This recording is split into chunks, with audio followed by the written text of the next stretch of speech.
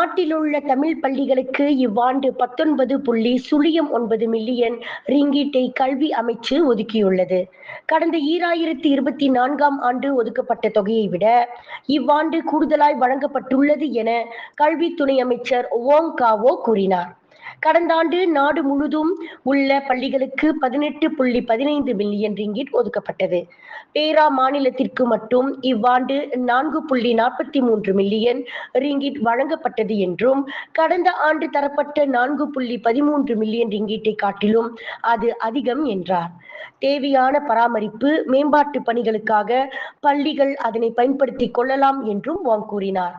இங்கு ஈப்போவில் உள்ள கிந்தா உத்தாரா மாவட்ட கல்வி அலுவலகத்தில் நடைபெற்ற நிகழ்ச்சியொன்றில் கலந்து கொண்டு அவ்வாறு பேசிய அவர், முன்னதாக அந்த மாவட்டத்தில் உள்ள 8 தமிழ் பள்ளிகளுக்கு 8,10,000 ரிங்கிட் நிதியை வழங்கினார்.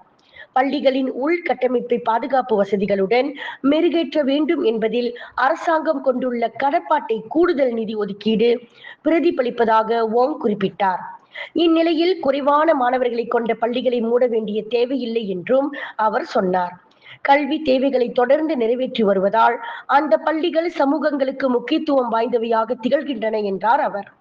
அத்தகைய பள்ளிகள் தொடர்ந்து காலத்திற்கு ஏற்றவாறு செயல்படுவதை உறுதி செய்ய பல்வேறு நடவடிக்கைகள் அறிமுகப்படுத்தப்பட்டுள்ளதாகவும் துணை அமைச்சர் குறிப்பிட்டார். விலையில் மேலும் செய்திகளை தெரிந்து கொள்ள கீழே இருக்கும் பெல் பட்டனை அழுத்துங்கள். உங்கள் ஆதரவை வெளிப்படுத்த லைக் மற்றும் ஷேர் செய்யுங்கள். தொடர்ந்து விண்வெளியுடன் உங்கள் பயணத்தை தொடர்ந்திருக்க சப்ஸ்கிரைப் செய்யுங்கள்.